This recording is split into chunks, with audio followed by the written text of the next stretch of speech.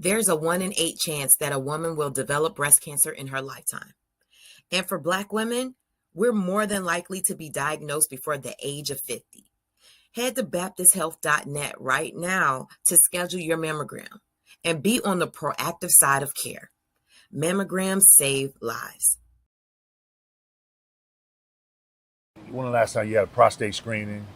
I haven't done it. What about colonoscopy? I've been thinking about it. I know I have to do it. Come on, man. You know, we can't wait till something happens. We can't wait for nobody to do it for us. We got to do it ourselves. Yeah, you're right. You know? So we got to make it a priority, man. Yeah, I'll do it. Okay. I'll do it. Full checkup once a year. And make sure you ask the doctors to get a PSA. And important, make sure you get that colonoscopy. You're 50 now, man. You got to get that done. Okay? This was awesome.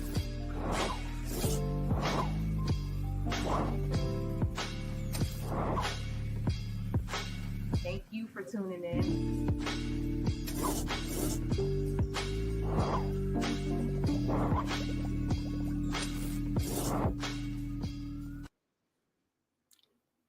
Hey, what's up, Hello News family? Welcome to another episode of the Can We Talk podcast, our weekly news show where we talk about hot topics, news of the day, and good news you can use. I am so excited to be on tonight. This is a very special prime time edition of the show. I was traveling today and was at a conference, so we couldn't do our normal 5:30 time slot, but I still had to come on to give y'all the tea, to give y'all the juice, to give y'all the things, okay? So if you with me tonight, come in the comments, put a moon in the chat for me. Let me know. Let me feel the love. Y'all know I need the energy. Y'all know I need to feel it so I could get into the things. So let me know if you're out there watching. Let me know where you watching from. Inside joke, mommy, if you watching. Let me know where you watching from. Let me know that you feeling what we're doing tonight. I appreciate y'all. I see y'all. Also, too, you know, my goal is to get us 50 live viewers at once. So share this with a friend. Share the link with a friend. Let people know that this is the news show, especially in South Florida. If you want the tea, to watch me. But y'all, I thank y'all for rocking with me tonight. This is my, you know, I got on my blazer. I'm professional. It's the prime time 2020. Let me say it in my professional voice. Welcome to a special primetime edition of the Can We Talk Weekly News Podcast. I'm your host, Janae Tate, live from South Florida, and I'm here to give you the news. Nah. We ain't gonna do it like that. We ain't gonna do it like that. Hey. Thank you for tuning in. Thank you for tuning in, y'all. Y'all like it. Y'all share it with somebody. Let them know. But y'all, I'm going to jump right into the show. Oh, before I do that, did y'all see my tester new intro? If you did and you just coming in, scroll back later on the replaying game. We're testing out a new intro. I want to say super thank you to my video editor. So sorry, Lil Ed, I can't remember the name of the company, but Edward Williams, recent college grad of UCF, amazing with branding and editing and all of those good things. And he's been working with us for the last couple of months, loving him. Y'all know how I feel about my bangs. I'll be real self-conscious about them. So I'm finna get her together right here on the thing, okay? Because y'all not gonna Beyonce bang me, okay? I am traumatized. Julius, you have traumatized me, okay? Hey, so happy to see you even after traveling here from Orlando. Hey, come on, I braid. What's up, JJ? Hey, y'all. Look, so I appreciate y'all for rocking with us. I'm very much traumatized by bangs. I be it like I don't need Julius reading me. I don't need it. I'm traumatized, but it's all good. It's all love. But I'm gonna hop into our latest news of the day. So let's get into it, y'all. See, now I feel like I need, after having my intro, I feel like I need like something to get me into the segment, you know? So maybe I'll play around with that. And, you know, Amanda Seals, you know, I love her. And I always tell y'all who I get inspiration from, other YouTubers or content creators. And she's really good about her segues and segments. So I think I'm going to do that because that kind of just helps you tee up the situation, you know? And it's just like, okay, like, I think I'm gonna do that as we keep fine tuning our production. And we are live, so y'all be in here with me. Also, too, we're in the process of getting a producer. If you know anybody who would like to be Can We Talk's podcast producer, looking for part-time work, I would love to have you. Experienced people only. Don't come in here trying to test us out. We're just not at that stage to train. We need you to hit the ground running. So if you are experienced producer, podcast producer, please send your resume to Janey, Janey at highlonews.com. I would love to interview you and see if you're a good fit for the job. And as we keep building our team and building our capacity, our product and our show is just going to get better. Yes. Oh, you like my audio, JJ? Okay, so let's get into our latest news. Our first topic of the day is, we're keeping it a little, now it's a little bit of heaviness, but not too heavy. But I want to talk about this amazing conference that I went to with the Florida State Minority Diversity Supplier. Child, it's a lot of letters in there, but all of that to say they had an amazing conference, and it was all about the procurement process. And if you don't know what procurement means, that means the way that you do business with government or big corporations. They send out bids, you get contracts, and this conference is about how to fine tune your business, how to be prepared to be able to get these contracts. I was able to meet with big brands like Disney and Amazon and University of Miami and Baptist Health of Jacksonville and all these different major brands across Florida. And it was focused on minority businesses. And it was really, really amazing to do this. And I want to pull up just a little bit of some visuals of the event, but share with you all. And if you're a small business, minority business, you should definitely be a part of this event. I registered. Shout out to the Miami-Dade Chamber of Commerce. I found out about it through their weekly email newsletter. I saw what it was. I was like, I need to invest in this. And if you're taking your business seriously, you want to scale, these type of conferences are the ones you want to get to. You're talking to decision makers and people who want to see your business grow. And this organization was all about that. So as I pull up my things, let me see if Facebook allows me to be great today, because she wasn't allowing me last time. Let's see. Let's see. Let's see. Okay.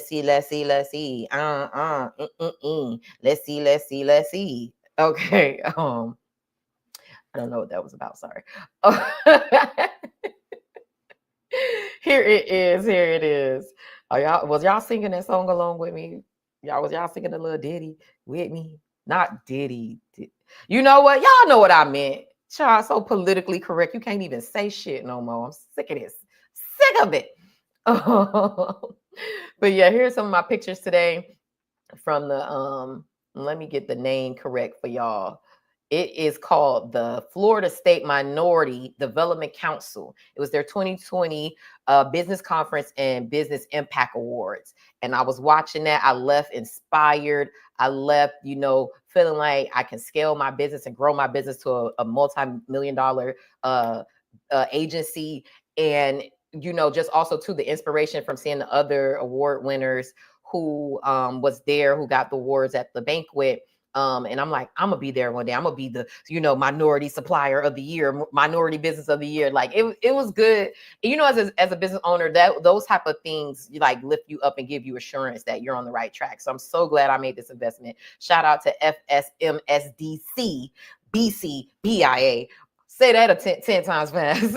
Also, too, ran into some amazing people. Ed Ponder, a huge guy in hospitality and training industry here in South Florida, real big time guy. Everybody knows him and loves him. And I also ran into Matthew Pygott, former mayor of Opelika, also executive director of the Miami-Dade Chamber of Commerce and the founder of the HBCU Picnic, one of the largest, actually the largest HBCU picnic in the country. And that's coming up in July, and we'll actually be there being a vendor and supporting that. So stay tuned. Matt said he's going to come on the show and talk with us about it. But yeah, overall, it was just an amazing growth. We need to understand where exactly and just wanted to share that with you guys. Anytime I get resources, anytime I can share things with my people, I'm going to share it with y'all. So definitely minority businesses, connect with that organization, join, get your certifications, and start that procurement process. And I would never think that I would be sitting having conversations with people from Disney and Amazon and, you know, all the major hospitals in South Florida. And for me, I was like, yeah, this is where I'm supposed to be. And it just affirmed that I was on the right path. So if you're trying to get into that lane and get into contracts and do a big business, get with them. Okay. So moving on to our next latest news, we have another event I want to tell y'all about. This actually is coming up on May 31st, this Saturday in 2 days. And I stumbled across this event and I'm like, oh my gosh, what is this? And the event that I'm talking about is R&B in the PRK. Is that PARK? Child, I'm not a spelling bee champ, okay? Don't judge me. But this is an event coming up on this Saturday featuring Lloyd at Virginia Key Beach from 2 p.m. to 10 p.m. Also, too, Hello News is going to be in the building. We're going to have an activation tent. So if you're going out there, stop by our tent, get a free picture. We're going to be doing giveaways as well. This is going to be one of our first activations. And you guys are going to start seeing us pop up now across South Florida with our tent or our table. And doing, you know, amazing things and actually being able to touch people in the community. A shout out to Ricky and Jo and the whole team out there from R&B in the Park. They're guys out of Texas who do this event across the country. And this weekend, they're bringing it to South Florida for the first time. So get y'all tickets. They're very affordable. That Lloyd is performing, but it's like different DJ sets. If you look on their Instagram page, you can see past cities of what it's like, the vibe. Like in Dallas, they had an all-white party. Like other places, they have themes. I'm not sure if they're doing a theme here, but it's just good eats, drinks, fun, local DJs. I love that. Also, too, talking to one of the organizers, they really focus in on local. So they want to work with local food trucks, local businesses, to be able to have that connection to whatever market they go into. And so y'all make sure y'all get y'all tickets for R&B in the Park. Y'all still got time. It's May 31st, this Saturday at Virginia Key Beach with Lloyd. And I am so excited to see Lloyd live. Like, True is one of my favorite songs. Of course, and first of all, Lloyd was Get It, Shawty. Like, he is the soundtrack to my college year. So I've now become that auntie. Like, you remember back in the day when our parents used to go up for New Edition and In Vogue and all the rest of people? I'm going up for Lloyd. Okay, I'm the new auntie, and this is who I go up for. And I don't care what you think about him. And yes. And what's the other song when he be yodeling on? Yodel lady, lay your head on the pillow. That one, I can't wait to see Lloyd perform. This is gonna be a good time. Y'all better get y'all tickets. Y'all get them. And while we talking about events, another event that I was going to make it to, but I decided to head to R&B in the Park, but I still want to show them love. Let me see what y'all saying. Oh, you laughing at me, Lex, with the yodeling. Yeah. I want to tell y'all about the Hungry Black Man event coming up. And this is just some news you can use, stuff you can put on your calendar real quick. Check it out. Tell them that Hello News sent you. But I want to give StarX some love. He's always, supporting Black-owned business, especially Black restaurants. And he has an event coming up in Miami Gardens this weekend, and it is called bring it up here, y'all to say. I don't know. I'm starting to talk British. It's called the Miami Gardens Soul and Caribbean Food Festival and Market. May 31st. It's from 3 p.m. to 9 p.m. at the Betty T. Ferguson Recreational Complex. No, actually, they changed it to Carol City Park. So go to their page for the latest information because this flyer isn't up to date. He doesn't have it on here if Facebook won't let us be great. So go to his page. He has all the details for it. Let me stop sharing that with y'all. See, dang it. Let me see if I could go to his Facebook page and share that with y'all because I want y'all to get the right information. I don't want nobody going to Betty T on Saturday saying I sent them there. Did he change it on this? Yep, they changed it. Okay, so share this tab instead. So yeah, let me get this for y'all. This is the event happening on Saturday from 3 to 9 p.m. Highlighting Black-owned businesses. Is sponsored by Commissioner Oliver G. Gilbert, the third, and Center for Black Innovation. And y'all make sure y'all show up. It's a lot of stuff going on in the city. You know, it's that time of year where festivals and events are going on. And I love that there are Black curators in that space, you know, that are leading that charge. So I wanted to share those, you know, things for y'all this weekend. Before we get into the juicy topics. One of those juicy topics that I don't want to wait to get into is the city of West Park. Now, y'all know this little city that's probably 12 blocks long. They always got it going on, okay? Yes, I said go in. Go in on, okay? So I just got to spell his last name. I'm trying to find this story for y'all. Here it is. So I got, you know, little birdie told me like, hey, you need to go dig back into West Park.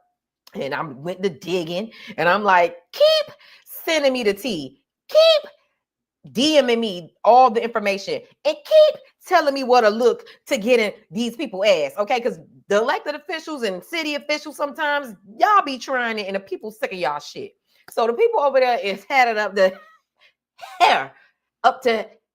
hair with the city of West Park, right? And so they told me that apparently some kids were kicked off of the park, kids, mind you, of a public park in about a city manager, allegedly. And so I was on, you know, social media, minding my good Black American princess business. And somebody tagged me on a post and I put 2 and 2 together from the DM. And this is what the person said happened. So Jawan Burton is a, you know, upstanding guy in the community. He's from the city of West Park in that Carver Ranches area. He grew up in that area. He, you know, was in the web development world and he gives back to his community. Solid guy. We interviewed him early on in our days in High Low News. And I was really surprised that he was even, you know, connected to anything because he's just that chill of a guy. Yes. Keep sending, okay? Oh gosh, these bangs. I just can't. Julius, look what you have done to me. Julius, why would you do this to your good friend? Why would you do this to me? Now I just can't even relax, Isha. I can't even relax, Isha. Okay? Keep telling me about my bangs. No, I'm just kidding. But so let's read back to the hot topics. Let's read what Jawan said happened to him the other day. So this is from Jawan, his page. Let me see. Am I sharing this on the thing with y'all for y'all to see it? Oh, I'm not. Okay, here it is.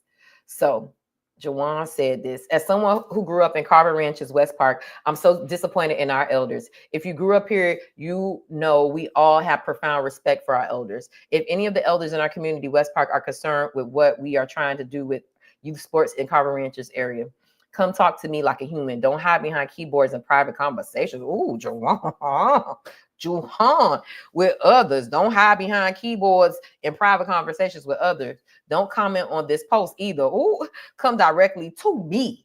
DM me and I will call you and explain why what's happening is a travesty. Pick up the phone and call me. It's okay for family not to agree, but to not speak, it's out of control. I've been trying not to be a part of the circus. I've been trying not to be a part of the circus, but now I'm getting agitated. You're supposed to be bridging the gap, not burning it. If you see young people trying to do something positive in our community, sit down with them and help us out. Walk with us. Have the tough conversation. It's all respect and love. I challenge any and everyone to sit down with your opposition or someone you don't understand and get that understanding. Your silence is so loud, I can't hear you. Jawan. What's up? Keep. Thank you. But so Jawan, you know, I'm putting 2 and 2 together. And so apparently I think these two situations are tied together because he's talking about youth sports. He's saying that, hey, what's up, Tony? Hey, he's saying that they asked him to leave. You know, he didn't say that. Sorry. Someone said that kids were asked to leave the park and he was mentioning something with youth sports and some issues happening. So there's West Park. Y'all girls always got it together. Y'all bangs is all over the world. Like y'all bangs is chopped up and y'all ain't got it together. Y'all chopped and screwed over there. Every week is some shit with City of West Park. I think they're trying to be a circus all the time. So Jawan, He has an event coming up this Friday where people can RSVP. You could go to his page if you're looking at what we're on the screen. And he's having a town hall. And I really like this because he's, a younger guy, and he's taking matters in his own hands, and he's organizing. And we're going to talk about that later on when we get into the fact that Rolling Oaks Park ain't Rolling Oaks Park no more. Okay. And people organizing and taking, things into their hands and empowering themselves as residents and community members, and holding people accountable and wanting to be more collaborative as well in the process. So shout out to you, Juwan. Y'all make sure y'all go to his page, RSVP for his live tomorrow, his town hall, where he's talking about what's going on in Carver Ranches and youth sports, and just you bridging the gap and working better with the city. And kudos to him for wanting to get some understanding and order and wanting to work with the city so that things could be better and it could stop being a circus and people could stop telling me to watch they crazy ass council meetings that's 3 hours long. I don't know why the smallest city this side of the Mississippi got a 3 hour long meeting. I don't even know what y'all talking about that for that long. That city is not that big to be having 3 hours worth of meeting notes and agenda and things to vote on. What are y'all doing over there? That is just so not effective. It's such a waste of people's time. But child, before Touch the Stone come or whoever, one of her minions come over here, let me stop because I'm in town and we can rumble in the jungle. No, I'm just playing. I'm just joking. I'm joking. Am I joking? But yeah, y'all. So let's get into our next segment. And I always want to do this too. I want to get into good news segment. And I wanted to shout out the amazing Miss Black Miami Gardens 2025 USA, and the first runner-up in the Miss Black Teen USA pageant, Miss TT. Okay. She graduated from high school, and she was also one of the speakers. So I am trying to find her mom's page because she posted it. What's Sonia? What's Sonia name? I'm trying to find the situation. Hold on, y'all. Hold on. I found it. Tyron. Here we are. Oh, people be trying to be so. Sonia, why would you confuse me like that? I would not know you switched your name on Facebook. So I want to show y'all a little bit of TT speech. First of all, shout out to her for her work that she's done. She had an amazing reign as Miss Black Miami Gardens USA Teen. Look at me effing it up. Miss Black Teen Miami Gardens USA. I know that one's a long one. That's a long one, but my girl was doing her thing, and so she was out in the community. She's been doing so beautiful. Let's not get us unmonetized before we get monetized. We're gonna be unmonetized. But this is TT with some Girl Scouts, and she's been giving back to the community since she's been Miss Black Miami Gardens Teen USA. That's what it is. I can see it because I'm reading her sash. And so I hope she comes back and does the pageant again, because she did an amazing job. JJ and Lexus, I don't know if y'all remember her, from covering or helping us do the accounting for it. Let me see if I just want to get a little piece of her speech if we can get it in here, because she deserves her things. And this is the good news. These are the people in our community doing good things. So let's get into it. Society and is at the hottest student.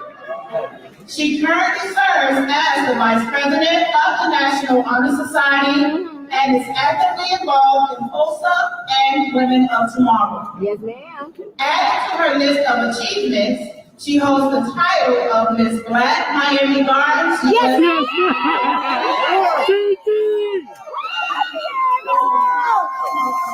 Small business, teas, tasty egg rolls. During the Formula One Grand Prix 2025. Please join me and welcoming to the stage Miss Tatiana.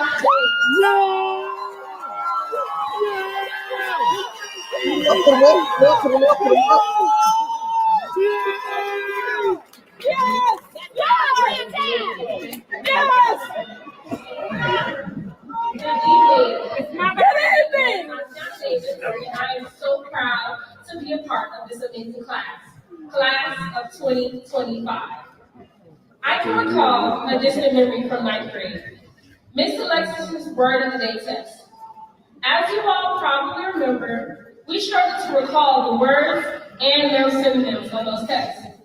Yet, there's one synonym that has stuck with me to this day, a verb, raise, meaning to lift or move to a higher position or level. It makes me realize that throughout our lives, we have been constantly raised by someone. Our parents, our teachers, and family. And just like one another, they have done an incredible job.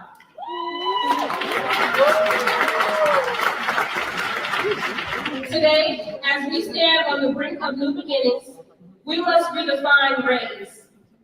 Now, it is our turn to elevate ourselves to the colleges we worked so tirelessly to get into, from scholarships to applications, and of course, from Dr. Weaver constantly sending things to score. We are stepping into the next phase of our lives, becoming the next healthcare workers, lawyers, artists, engineers, politicians, veterinarians, and entrepreneurs. We are the next generation on the front lines of the military, Navy, and Air Force. And yes, we aspire to be the next wave of multi-millionaires. That's right, baby. Take me with you. Challenges, setbacks, and moments of doubt. Yet we stand here, ready to take on the world. Our mentors have worked so hard to raise us into the individuals we are today. And we will honor their efforts by elevating ourselves to new heights, becoming greater than ever before. While we may not always share the tales of the sleepless nights spent finishing Mr. Dilliard's vocabulary or cramming for our next academy class test, those struggles have shaped us. All of this effort has led to today, a day long awaited by many. We eagerly anticipated walking across the stage, and as we glance toward the paths ahead, some venturing on journeys around the world to accomplish incredible things, let's take a moment to recognize the achievements of our classmates. Let's truly reflect on why we are the prestigious William H. Turner Technical Arts High School. We have students who have already earned their AA degrees. One, well on her way to her bachelor's. Students addressing politicians and 911 certified operators, a class of OPNs and others with CMAA certification. And athletes already soaring higher than ever before. I am proud of everyone for sticking it out and making this a great high school experience.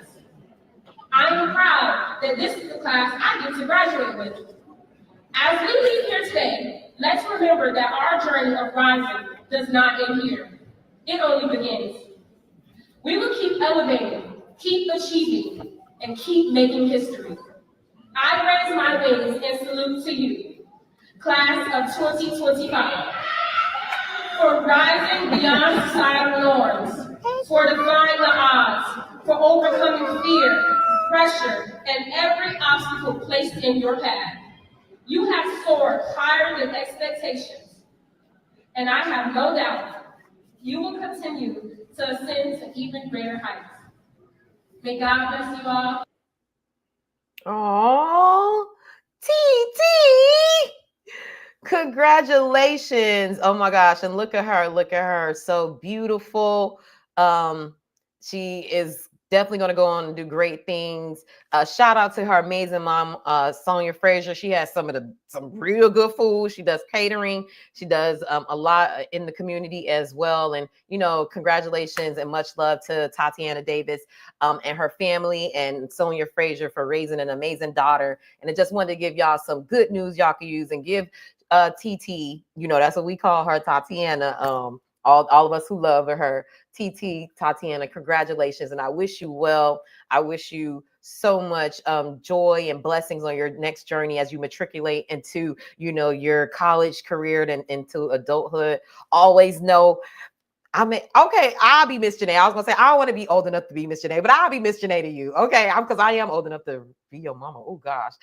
TT, I'm always here for you. You are always a part of my pageant family and the start of our organization. Love you for being the inaugural Miss Miami Gardens Teen USA, and for being our first runner up. And like I said, you just represented us well, and you always been in the community representing the title well, and just all amazing things that you've done. So just kudos to you. Congratulations. I know you're going to do great things. And this is what we have coming out of Black South Florida, Black Miami-Dade County.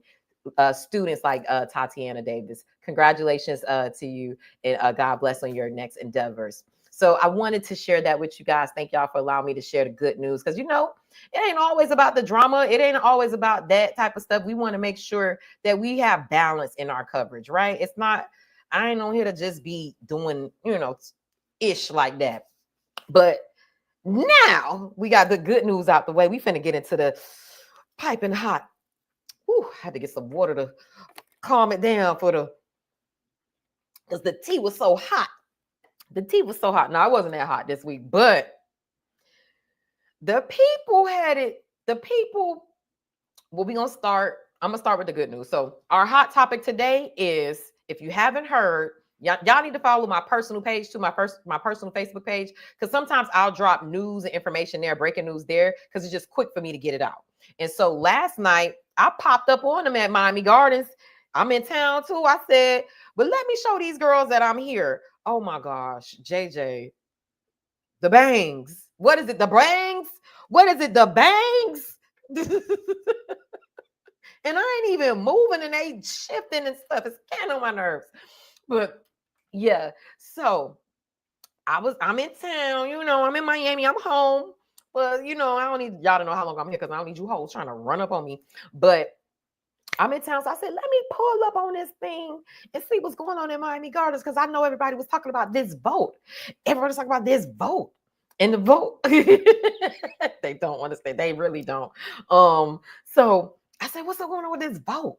And the vote was on May 14th, Councilwoman Linda Julian proposed that they rename Rolling Oaks Park in Miami Gardens. And if you're from Miami Gardens, hell, if you're from Miami, you know, there's some iconic parks that means, you know, a lot to the community. You know, you got Charles Hadley Park in Liberty City. I was schooled by some of the old heads at that meeting that said it used to be called Manor Park. You got Moore Park down there closer to Jackson. That's their thing. You know, you got Bunch Park. You know, that's for the Opalaka girls.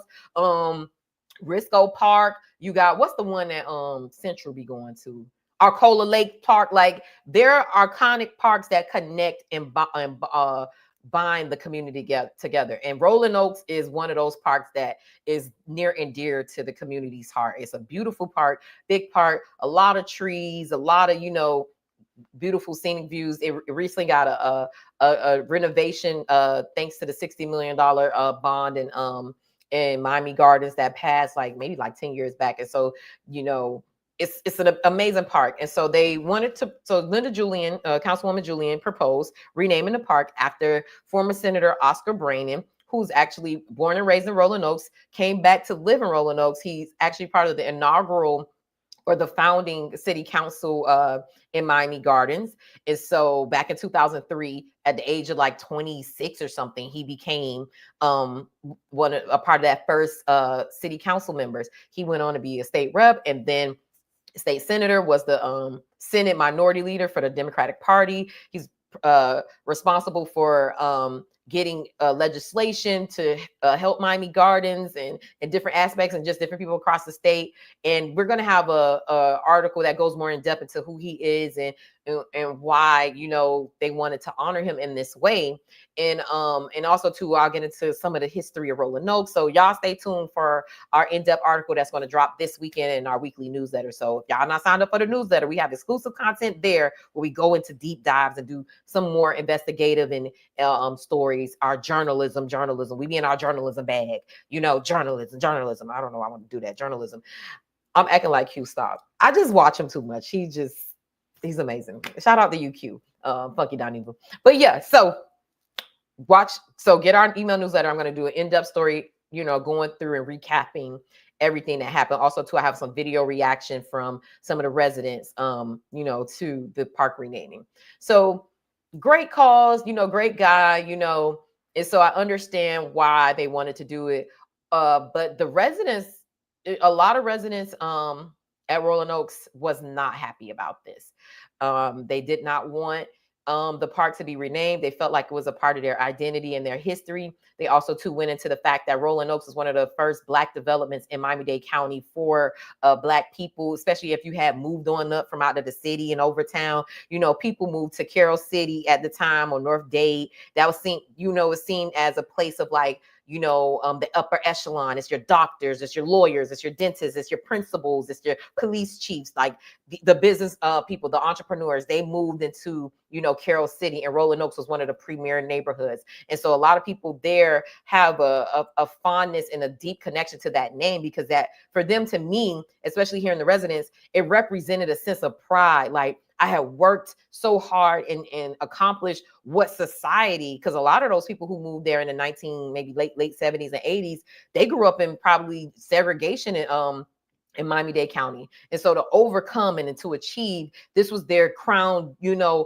crown jewel, to show I have made it. I have beat the odds, and I have a home. And y'all also know how home ownership is all about generational wealth, and how we have been redlined out of, you know, good neighborhoods, and, you know, from systematic racism. So Rolling Oaks represented to these affluent and successful Black people who have, you know, had made it to this point to say, hey, this is what I did. This is the result of my hard work. And so they weren't happy. They did not want the park to be renamed. They asked that maybe, you know, some people proposed, the compromise was, why rename the park? Why not just name one of the buildings there after Senator Braynon, who they all, you know, for the most part, loved and respect. Like, nobody, and if you know Senator Braynon, cool dude, real funny too, if you get to know him for real. Like, so nobody was like, it wasn't anything against him. That's the resounding thing I got from residents. It was like,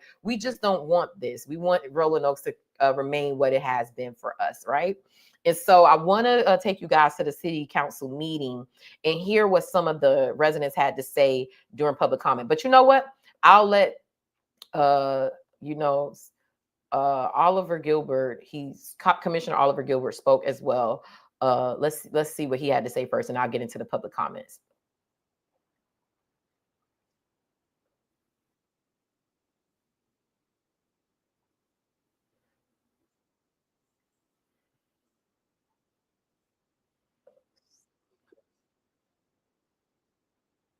Okay, so I'm just backing it up to where it was. Let me share the Tizab so y'all can see it. And here it is. This is Oliver's speaking about what happened. Ask me, do I want the fire department to actually be there when we have a medical emergency or a fire? I say, yes, I do. The question, it sounds very alluring. No, we don't want to pay property taxes. No one wants to pay property taxes, but we all want to live in a community. I actually play pickleball at the park. So here he goes. And Senator Braynon initially for a community that does all those things. Well, how we do those things is through property tax. Okay. I was here it is in Argentina on a mission for the county when this item came up previously. If not, I would have been here. I've known Senator Braynon since I was in law school. Yeah, girl. I ran against Senator Braynon initially for city council seat 6. I lost that race. We remained friends. When he went to the legislature, he wrote a letter of recommendation. And in the letter, he talked about service, because I had run for office and lost, but I didn't get mad or bitter. I didn't hold grudges. I came to council meetings. I volunteered at city events. I drove the mayor around. I just learned. He talked about my service. And so tonight, and if I were here the last time, I want to come and talk about his. You know, it's interesting, the conversation that we're having about Rolling Oaks Park, and I appreciate the park. I still go to the park 3 days a week. I actually play pickleball at the park. And it was interesting because most of the people I saw speak, I've never seen them at the park.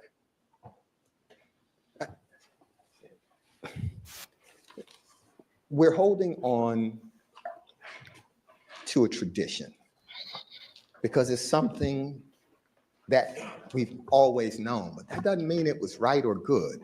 And that doesn't mean it's meaningful. You have a guy here who was on the first city council. It means he sat in your seat when they were having meetings in Norland's Auditorium, and then in the building where they had over at Trinity, and then in the rental plaza that we rented off of 826. The person who worked and stood up for this city when a lot of people weren't standing up for the city. Someone who, when he left here and he went to the legislature, sure, he did a lot of community events, the basketball stuff, the giveaways, but we don't think about the fact that the city doesn't flood like it used to flood, because he was actually in Tallahassee getting funds for the city to mitigate the flooding. We don't think about that. We don't talk about that. We don't talk about that type of service. We don't talk about the very park, Rolling Oaks Park. It's been renovated.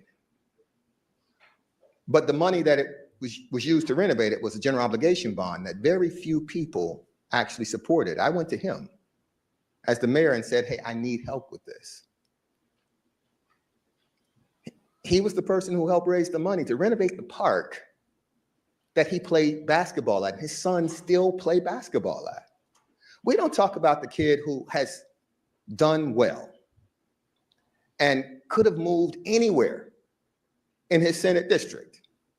And he bought a house in Rolling Oaks. We hear people who come and say, you know what? I love Miami Gardens. I love it, but they live in Miramar now. They live in Fort Lauderdale. They moved to West Palm Beach or the Grove, or maybe they're on Brickell. He bought a house around the corner from his parents, and he still walks to the park. And that type of service should never be ignored. That type of service is meaningful. His service to this city has been meaningful. And so I appreciate the fact that people are tied to tradition, because change is uncomfortable. It always has been.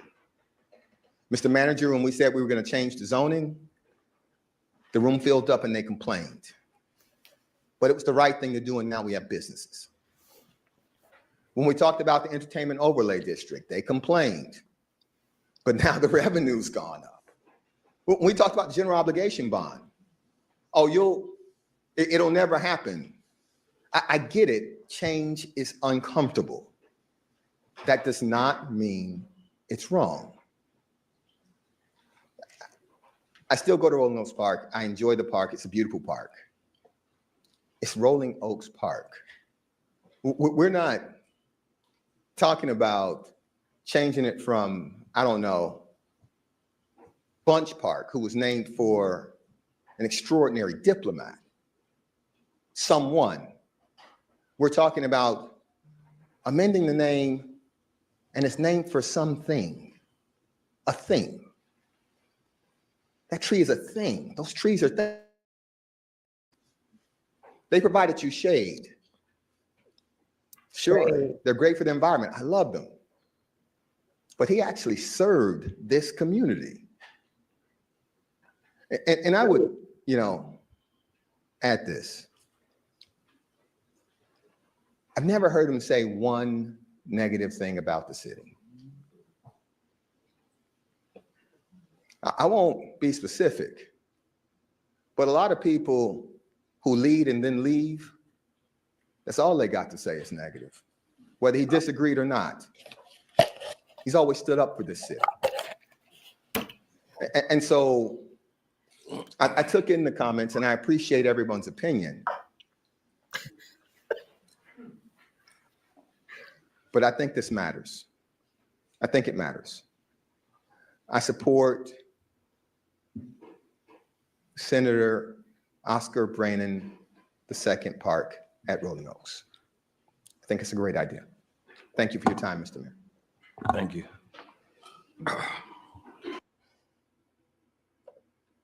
Woo, child. If anybody caught it, you caught it. It was, he can't, Oliver could, a nice, nasty read, y'all. You got to understand, when he says some of y'all talking about this, but live in Miramar, or some of y'all been elected officials, used to be leadership, and then left and be talking negative about the city. I read between the lines, okay? I know a read when I hear one, okay? But what Oscar said was, he gave, not Oscar, excuse me, what Commissioner Gilbert said, kind of broke down the case for why, people, should want to have this park. Yeah, girl. I know a good read. The library was all the way open, okay? We in Miami Gardens business today, LaDonna. Hey, hey, Reticia. Hey, Mert. But yeah, so let me get into the residents, the public comment section. Oh, this dude right here. Well, let's get into him.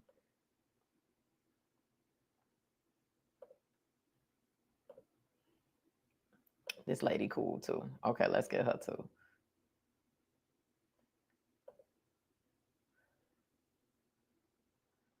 All right. Don't do me like this now. Don't show out in front of company. 6'9". I just like to start with, in 1978, in the development of Rolling Oaks, there were a few of the residents who got together in homes because we did not have a HOA. And we literally, after that $300,000 grant was given to the county, sat as neighbors. And we planned not to ever have a softball field out there and the lights and so forth, all before the renovation that you see now. So what you would have seen in 78, up until the city took it over from the county, was what the citizens, the residents, the homeowners, the new homeowners that built their homes from the ground, where most of our children, the first time that they actually entered a home was after birth, and we brought them home. And a lot of the people that were there were from Eastern, because Eastern was going down and we were building Rolling Oaks up. Yes, there was, as you see on 13.1, there was a Mr. Fletcher and a Mr. Carl. And yes, they did see that we had Rolling Oaks, and that's why you see the name there. But the park came about later as a result of residents in that development. So when you say, what is it that we can't change it or don't want to change? Why change when the base was so good and it still stands today? Our children, our grandchildren, most of you weren't there. You don't feel what we feel. And what has happened from 78 to now is a lot of growth. And we still maintain, along with other developments in the city of Miami Gardens, what we have now. Say no to changing the name Rolling Oaks. Thank you, Ms. Cunningham. So as y'all can see, this is the public comment section. You only have 2 minutes to speak. So when you hear them cutting them off, it's because during the public comment section in Miami Gardens, and for the most part, that's a lot of municipalities have like a time limit. I think it's like, 2 minutes, 3 minutes, and so that's what you hear. So they're not being rude. It's just what the rules are for city council meetings.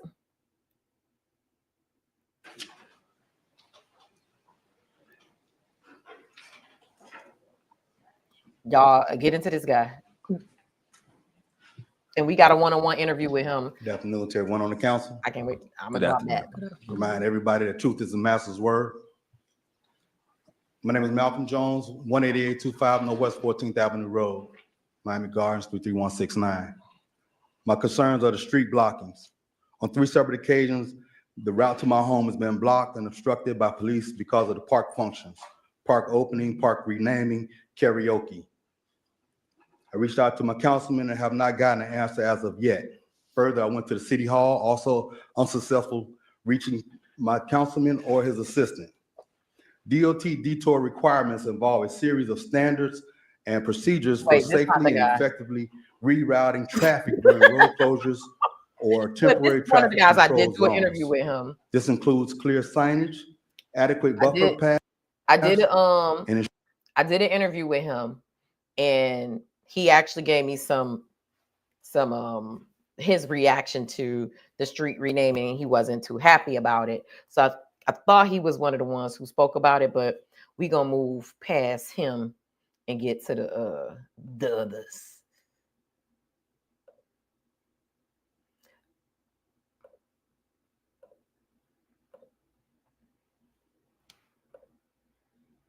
Okay, YouTube. The lane closure on 183rd Street and the blockage on 17th Avenue violates all the above mentioned by DOT standards. This arbitrary decision is a huge misuse of our. Okay, let's see if this. And for whom the name is changing to is not reputable. Oh, I missed him. No, get into this, y'all. Get into this. Get into James this. Davis and Kevin Williams, you're next. LaDonna, he's a former senator and he's from that area in Rolling Oaks. He grew up in Miami Gardens or Rolling Oaks area. Council. Good evening. My name is Basil Cole, and I'm here to speak on the issue with the Rolling Oaks Park. I say no to no name changing, and for whom the name is changing to is not reputable. I heard the commissioner speak very good, but I have the other part of it where it's gazetted there, Republican and Democrat state senator admit a fear after they allegedly caught on video. We sent him there to work and he was playing. And you cannot name a park after somebody that unfaithful to their family. If you're going to keep it as a history, keep it the name where it is. And I don't want his name to be on the building either. So this is what I'm saying. So think it back. And when I look at 1, 2, 3 women up there to push a person as a male factor, so unfaithful to his wife shouldn't be named or voted on.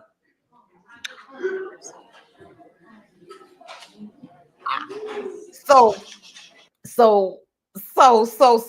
in the process of me coming out my car because I got there late and coming in, I missed that. So I was like, oh, this is good. Nobody, brought that up. Because people are Googling him to see who he is, Denzel. So they're trying to, and that comes up. When you Google him, and I ain't finna go into all the details. Y'all heard what the man said. And that's just a part of this. He without sin cast the first stone. I am not judging him. That's between him and his wife and his family.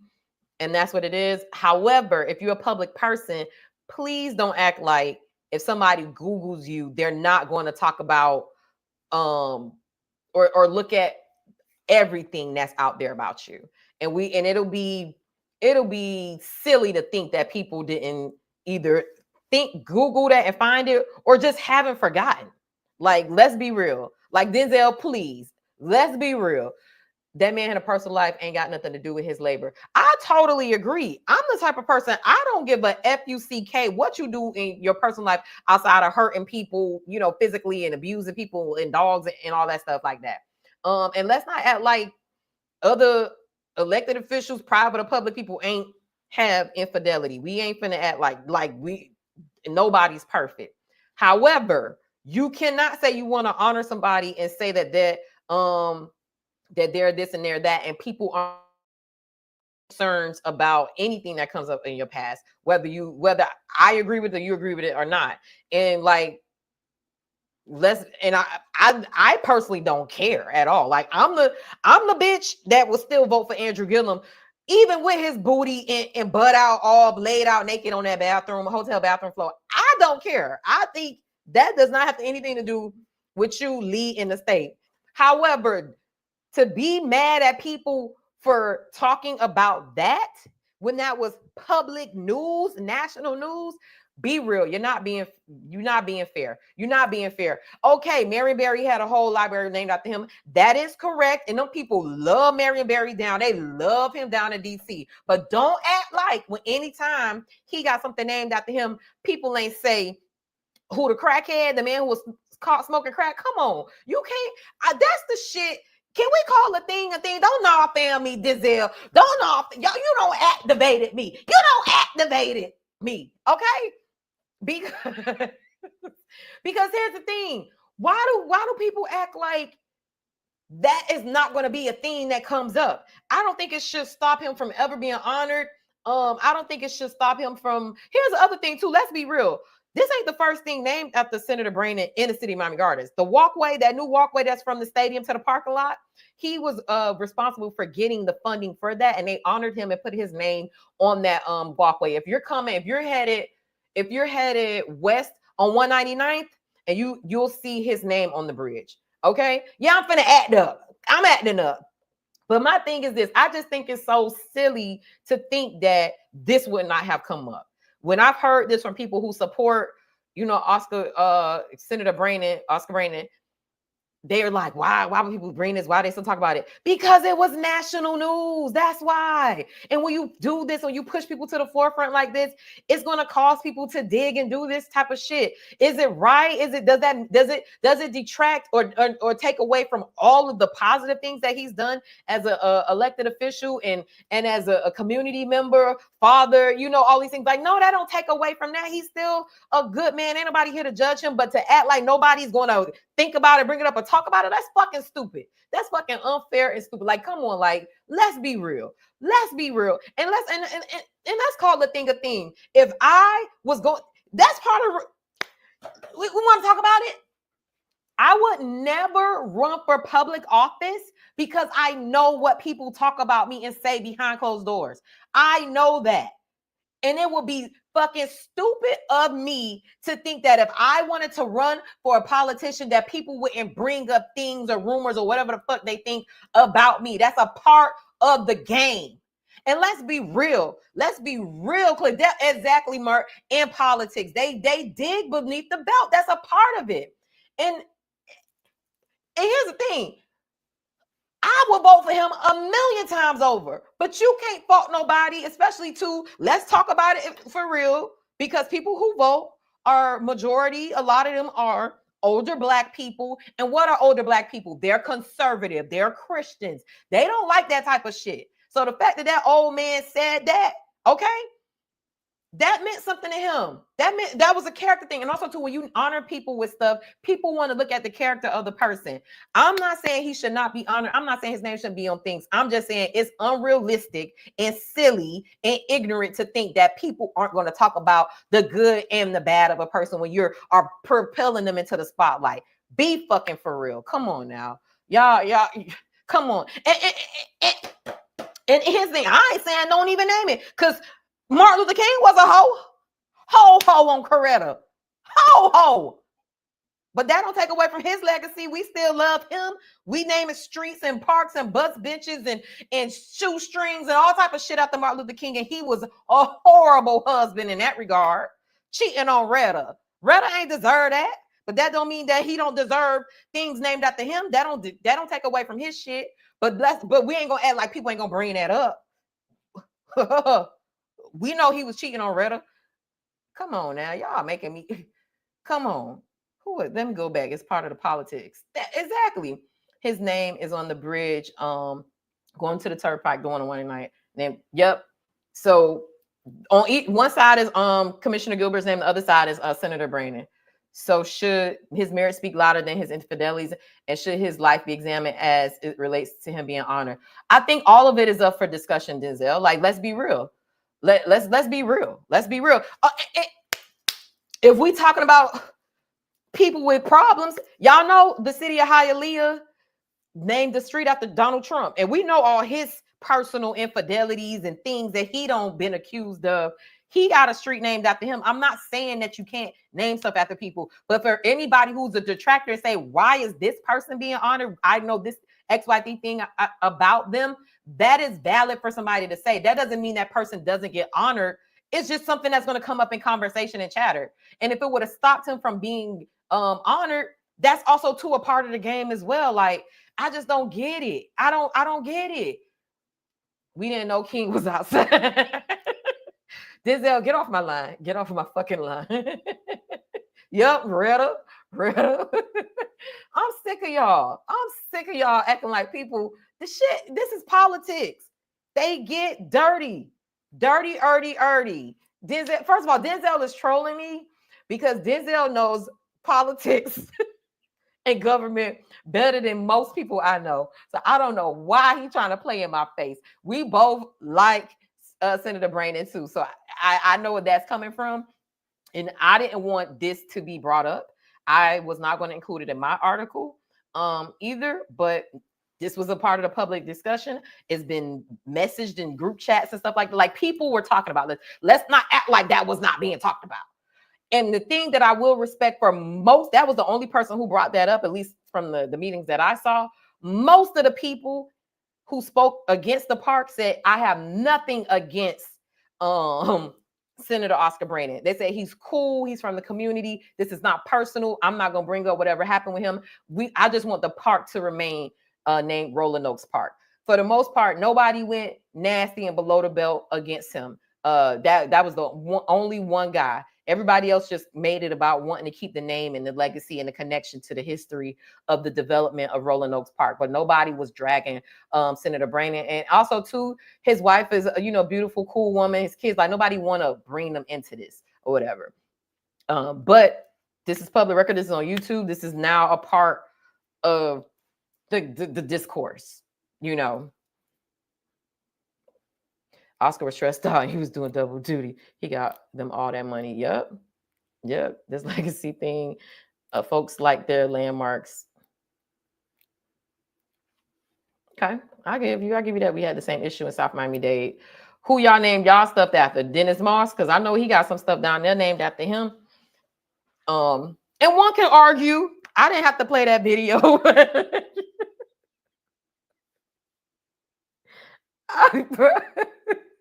As I make the case. Yeah, you want to get the line, the line to hop on is right in the comments, Denzel. I do. You make for good TV. I do want you to snap. But also too, I'm not gonna act like that wasn't something as well. So I definitely it's a part of the discussion, it's a part of the commentary, but I also don't think it reduces him at Oscar Braynon's legacy at all, at least not in my eyes. But this is something that people were talking about, and I'm sharing it. Trees is what you got. Denzel, get off my line. You get off my line. I want to get into let me see. This guy was no. Where he at? Public comment went on for like 40 minutes. Them people came in there with their papers and they shit. Here he go. He was really animated. And I got an interview with this guy too. Not him. Where he at?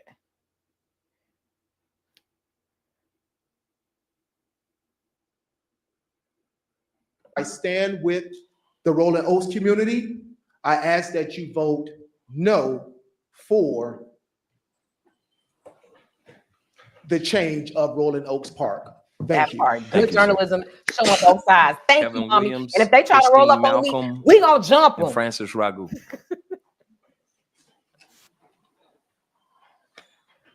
Kevin Williams. Giselle, get off the line, you silly boy.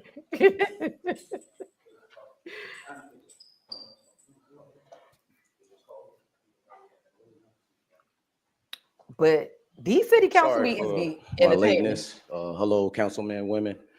How y'all doing? My name is Kevin Williams, son of Lucius Williams, who's been a resident in Miami Gardens that was formerly known as Carroll City since 1977. I spoke here before.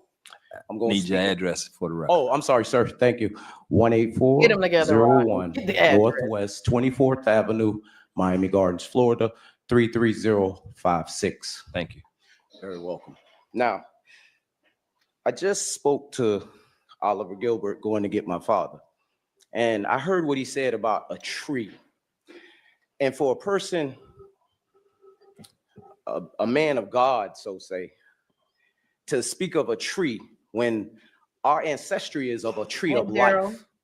I'm gonna find your part too, Daryl. Is what nourishes us, which is like a community.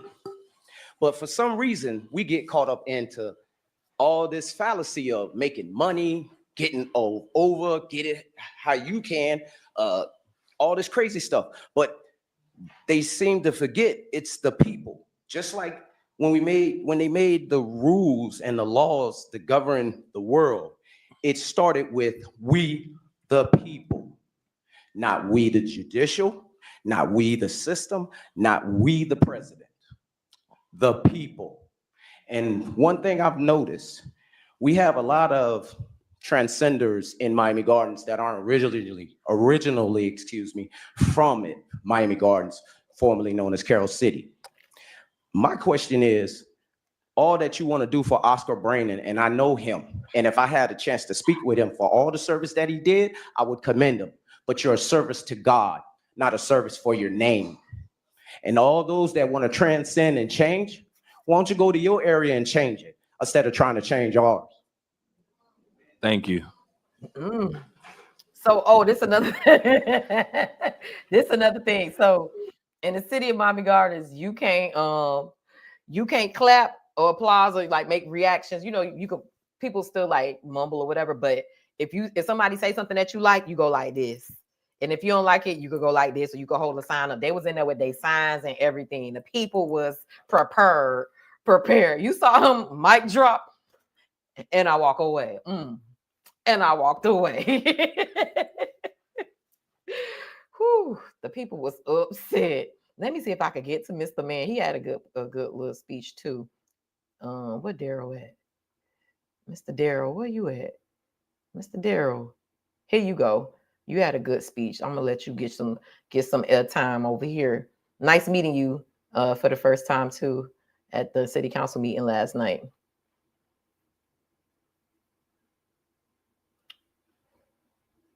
Are remembered and celebrated for generations to come. Okay, girl, we gotta get out of here. Address 16040 Northwest 28 Court, Miami Gardens, Florida, 33056. I'm speaking in concern in item 13.1. I pondered this thing and I truly struggled with it. On one hand, I know the accomplishments that Senator Oscar Braynon has done for Miami Gardens in the state of Florida, but also to understand the residents' concern about the renaming of the park. That park speaks for itself in the community where the park is. Before I became Coach D, that most of y'all know me as, I was a mail carrier for the Norland Branch Post Office for 10 years. And one of the routes used to be in that Rolling Oaks area. And there was a lot of affluential people that lived in that area and still do. Doctors, lawyers, former commissioners, you name it. And I used to think that was the richest part of Miami Gardens, to be honest with you. And it still is, as far as I'm concerned. If those trees can talk, all those those oak trees can talk, they can probably give you the history of that area and the families that were raised up in that area. I too, as Commissioner Gilbert said earlier, I play pickleball with him out there. As soon as I leave here, I'm going out there with him. And we love the majestic nature of the park. But at the same time, I think the name should remain. As Councilwoman Baskin referred a couple of sessions ago, how about naming the building or the basketball court? I think that would be befitting of him. But while we at that, we need a better criteria and a better system when we rename stuff or give names to stuff. And if anything that needs to be named in Miami Gardens should be Buccaneer Park after former Councilwoman Lily Q. Odom. Thank you. Thank you. John and Katia St. Fleur. Katia. It's John. John is up next.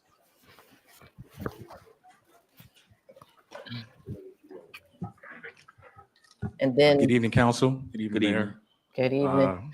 Why am I saying good evening? But I want to get to Councilwoman Linda Julian's part where she talked about the item. Where you at, Councilwoman Julian? Now, do we have differences of opinion? I like. It's been moved and seconded. All in. Continues to impede on the progression of. What is that? Part provided for adoption representation, provided for an effective date, and this is sponsored by Councilwoman Linda Julian. Councilwoman Julian. I thank you, Mr. Mayor. Well, you know, the city of Miami Gardens was founded by Black leaders who felt that we should have ownership of our city. It behooves us to acknowledge those people who have paved the way for us to have a seat at the table in this community, up to Tallahassee and beyond. Because of Oscar Braynon's record as an effective policymaker and public servant, every resident in this city is reaping the benefits. The not in my backyard mentality or NIMBYism is what continues to impede on the progression of Black communities nationwide. Senator Oscar Braynon II and his legacy should be reflected like all others who came before us. Braynon has always been loyal to this city and has never spoken ill of this city, its leadership or direction. Now, do we have differences of opinions on certain things? Absolutely. Healthy debates are important, and let's always remember that, no matter what the issue is. The voices of the people are not ignored, and they're never ignored, because this collective body of 7 elected officials is who represents the entire 120,000 residents in Miami Gardens. I am proud of this item, and I stand behind the item. And for all of these reasons and beyond, I move the item to reflect the park be named Senator Oscar Braynon II at Rolling Oaks Park. Need a motion on the item? Motion. Second. I would like to make a. It's been moved and seconded. Now it's open for discussion. Go ahead. Thank you, Mr. Mayor. I want to first acknowledge Councilwoman Julian for her desire to acknowledge Senator Oscar Braynon. I think all that. It's a. So as y'all know, the park, it passed unanimously. Nobody voted against it. And now Rolling Oaks Park is gone bye-bye. It's effective immediately. It is now Senator Oscar Braynon Park at Rolling Oaks, or Senator Oscar Braynon at Rolling Oaks Park. I'm confused because I've heard 2 names, so I'll get the official name from Councilwoman Julian just to clarify, because she just said that, but Senator Commissioner Gilbert said a different name. But we'll go with what she said. Senator Oscar Braynon at Rolling Oaks Park. What y'all think? Y'all think they should have changed the name? Do y'all think it's befitting to honor a homegrown Rolling Oaks resident with, you know, naming a park after him? Also, to another point that came up with people who were for Senator Oscar Braynon getting the park renamed after him, is saying that in a world full of taking away DEI and CRT, erasing CRT, as a city that is predominantly Black, why not elevate and tell the stories of Black history makers from our city who are still living and breathing today? They could get their flowers while they could still smell them, but also too, kids could actually look up Senator Oscar Braynon, look up who, you know, whomever has a structure named after them or organization, and see that, you know, these are successful Black people from their city. And if they could do it, you could do it too. So I do see both sides of the situation. It's just, you know, to me, why does he need 2 structures in the city named after him? That's a question of genealogy to the root. I don't know. Some could say it's a little bit excessive. I mean, I think that's a lot. But MLK got 1 million streets named after him. So I'm not saying he MLK either, but This is what they're deciding to do in City of Miami Gardens. And so here's the thing that for me that wasn't really clear. Although this passes a done deal, nothing can happen now. I still haven't gotten a sense of who really wants this or who really didn't want this, as far as numbers are concerned. Because some of the residents in previous meetings said that Councilwoman Julian and even some of their representatives did not bring this to the Rolling Oaks residents. They have HOAs and different groups that are organized for the residents, and they said they didn't know, they didn't get any input. And there was a petition that went out, over 500 signatures of people signing saying they wanted to keep Rolling Oaks Park the same. The thing that I feel like that was missing to me, like what I would like to know, I would actually have liked to know of the people that live in that district, how many people wanted that park renamed or were okay with it, and how many people were against it. Because you could look at maybe it was about 50 people there, and that's probably stretching. I'll say like, okay, say about 30 people there who came to speak against the item, right? But it's more than 30 people that live in that neighborhood. And then I would like to know how many people did Councilwoman Julian speak to? Maybe she gathered a lot of data to say, hey, I weighed the pros and cons. This will be something that, that I'm bringing forth. But there's no concrete data. And even the thing with petitions, anybody in the world can sign a petition. You cannot live in the City of Miami Gardens, as, Commissioner Gilbert said, like, you complain but you don't live here, right? So it's like, yeah, you can say you don't want that, but like, how many of y'all are actually residents of the City of Miami Gardens? And even taking it further, how many of y'all are actually residents of the community of Rolling Oaks? So without that precise data, I'm actually not even sure what the majority rule is. I mean, clearly the Days don't push it through and ain't nothing that people could do about it. But I really wish that that the residents could be a little bit more organized. And I hope they take this as a lesson that they should, deeper organize and demand more collaboration from the city. And I can't fault them, anybody saying, hey, I just want to be considered. If something's going to affect or change something that's near and dear to me in my community, can it be considered? Can it be a conversation before it goes up for a vote? And I think that's fair of any resident to ask of their elected official.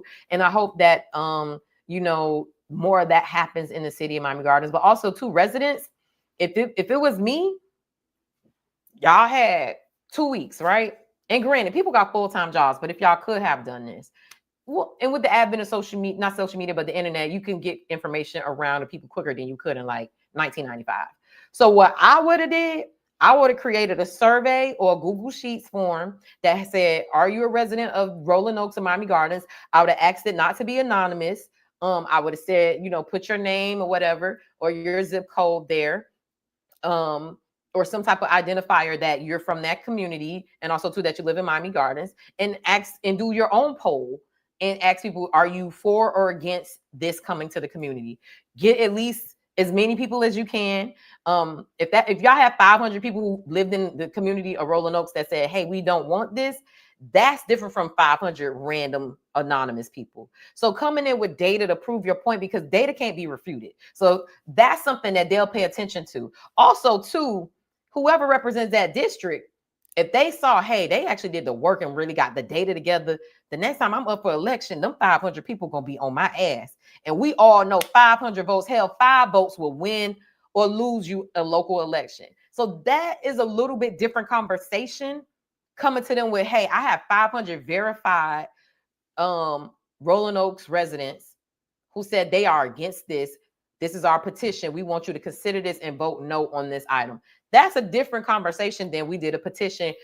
Us 30 people gonna come in here and say, no, we don't want it. Because actually, the majority of the people in that area could be okay or just don't care or don't even know. Like, you know what I'm saying? Like, there was no true data to really back up, to me, either person's point.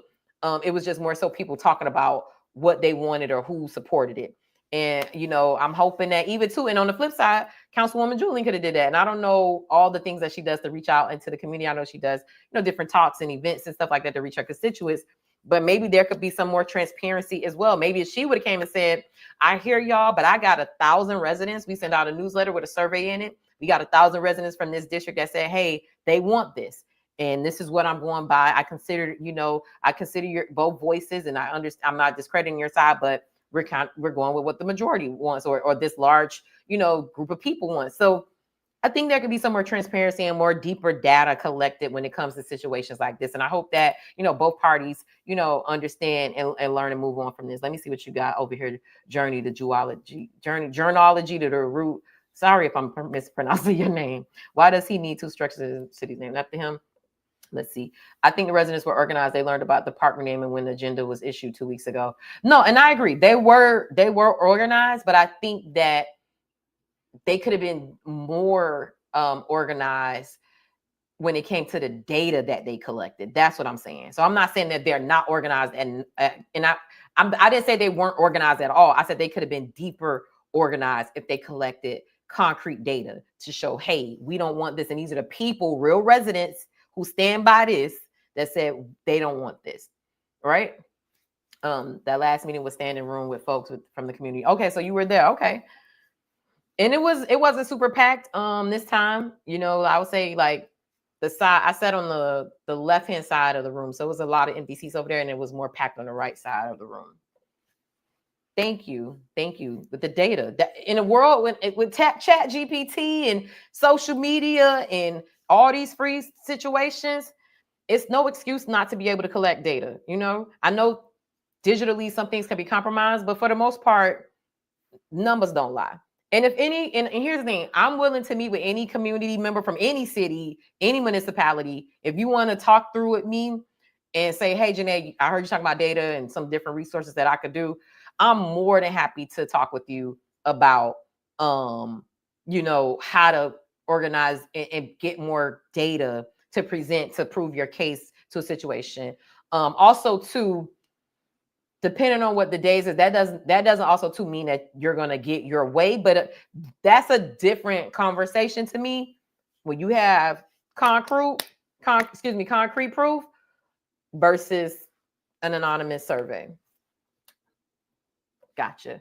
That's what I asked in my statement. What is the criteria protocol to have something renamed? Oscar Braynon II has served my regard as well and is deserving something named. I know he has that bridge, but I truly believe the building at the park in my mind made sense. I wish it was survey center. I talked about a survey, Rolling Oaks Park as a neighborhood monument, and it does speak for the community.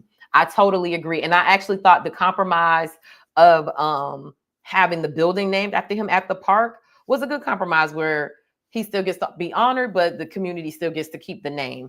But in the post interview that I had with Councilwoman Julian and the other reporter that we kind of were like in a little huddle with her, asked her, did she even consider renaming it, or why didn't she? And her response was, Senator Oscar Braynon didn't just play and wasn't just reduced to the building on the park. He played all over the park. So she thought it was befitting to have the entire park named after him.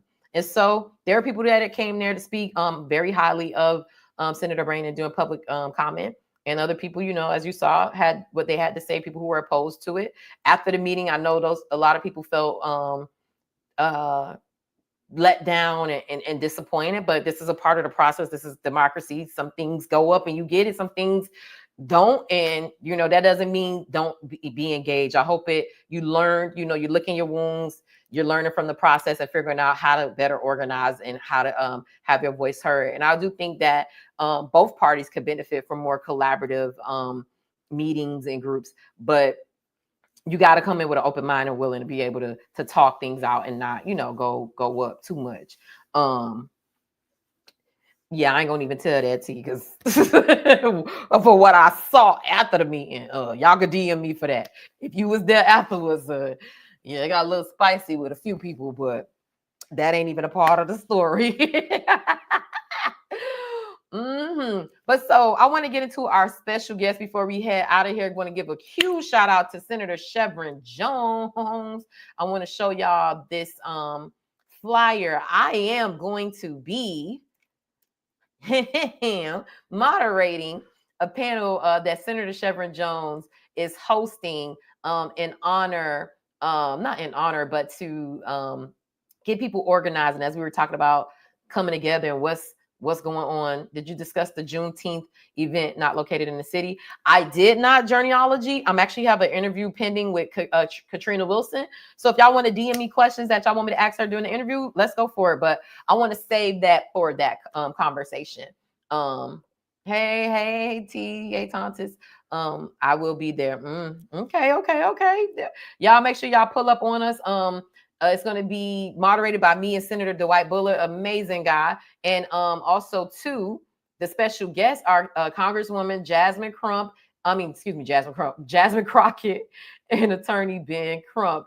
And so this is an amazing opportunity. I want to give Shevrin just a shout out for allowing me to be a part of that. And I'm, as I get to our interview, I want to share this situation with y'all. Let me see. I want to share our special guest in our interview with y'all. So let me figure out the best way to do this so y'all can see my conversation with Senator Shevrin Jones. It was real good. If anybody know Senator Shevrin Jones, he don't play the radio. He don't play the radio. So we talked about what this moment mean in our history, what Black people need to be doing in this time now. I know we said we was resting at the Kamala, but we rested for 6 months. Even God got back up to work again. I know he worked for 6 days and rested on the Sabbath. Like Black people, we can't be resting the whole goddamn time, okay? But no. But seriously, there are going to be tools and information. Also, too, we're going to be there as a vendor. And so come stop by the Hilo News booth. Like I said, we're going to be doing more community events and showing up. So also too, if you have a community event that you want Hilo News to be a vendor or activate or be a sponsor, email me at janae@hilonews.com and we could talk about it. I want to get more into the community. That's part of our strategy this year to reach more people and to get the brand of Hilo News out there. And today I was at the conference. People said they were following Hilo News and they loved it. And that really, really touched my heart because I always just feel like it's just me, my mama, my best friend, and my cousin watching this. But to see people who I don't know, like, even Mr. Darryl Thomas, he's like, hey, Janae, like that felt good. And I feel like once people know who we are, they stick with us. They like Hilo News. So I was like, we need to get out there more in the community. And one of our first activations is going to be at the People's Meetup that Senator Shevrin Jones is hosting on Saturday at Antioch. So without further ado, I would like to share my interview with my very special guest, Senator Shevrin Jones. Let's get into it. You could do it, put your back into it. I could do it, put my back into it. That's not what I want y'all to see yet, okay? Look, this is what, when we get our producer, it's gonna be nothing but smooth sailing tonight. Yes, he is. Chev is definitely a voice for the people. He getting it done. Getting it done. Okay, so let's see how I'm trying to figure out how to play this for y'all. It's always some shit with these things, okay? So yeah, here we are. Senator Shevrin Jones, check out my interview with him. And hey.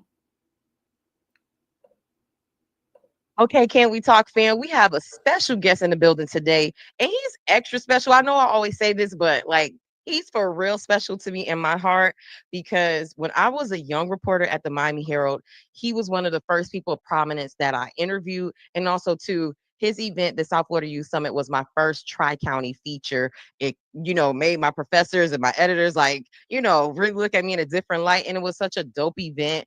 And I was like, and this was before he was even elected official, but even then I saw how special he was. Always a cool person, always a dope person, always a helpful person. And today, he's here to give us some information about an amazing event, the People's Meetup that he's hosting. If you guys haven't figured it out, I'm talking about the Senator Shevrin Jones. Welcome to the show. Hey. What's up, Senator Johnson? I have to stop myself from saying Chev because I like to give my people their things. No, I actually want you to call me Chev because that's actually what's on my birth certificate. Shevrin Dion Jones was on my birth certificate. Look, I and you're one of the few people I appreciate. You don't go with the titles like, no, it'd be like, girl, no. you don't call me by my, but no. I'm a person of reverence and you earned your things. So yeah. I give you your things. That's all good. Whatever. Yeah, listen, yes, Shevrin is perfect. No, okay. I may go in and out, audience, so don't think I'm being too familiar, okay? Do you remember that story? Do you remember that? Yeah, Like, that's I how we do. met? I know. Well, first, yes, it was back in 2009 that happened when Adrian, God bless his soul, Adrian and we were like we were trying to get news media coverage and everything. And I'll never forget email came in and Adrian said that Miami Herald gonna cover it. You came. And I was like, yo, listen, we've been cool ever since then. So it's been a long time. Yeah, and actually for me, I think I came in either on the second or third year Probably second because or you third guys year. have already been established. Because I didn't Hmm. get to the Herald until like maybe 2010, 11, 12. I can't remember the years now, but I know 2009, I was not doing articles like that yet. I was still learning. Yeah, we kicked off in 2009. So well, I think it was 2010 at when we had our biggest one at Broward College. Yeah, so Mm, I remember that. crazy. Yeah, and you've always been a dope person doing stuff in the community. Like I said, even back then, I was like, yo, this Hmm. guy is different. He's special. And when I found out you were running for office, I was like, duh, no brainer. Like, Oh this my is God. what we talk about when we say we want leaders who are smart and accountable and actually going to fight for us. And so Yeah, that's I still wonder what I got myself into 13 years later, right? look, more power to you. Jesus himself could come and tell me to run for office. No, sir. I don't think that blessing was for me.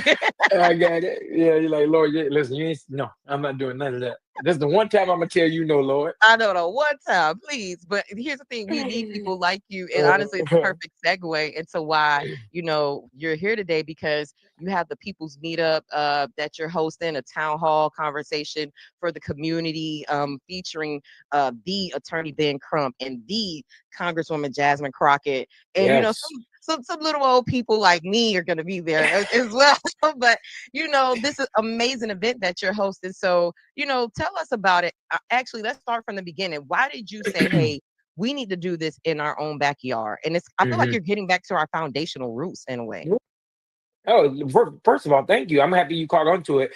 Any major movement that has ever happened, any strategy that has ever happened around Black people, it always started back in the days. It was in the church. The church was always the central meetup location for people to connect.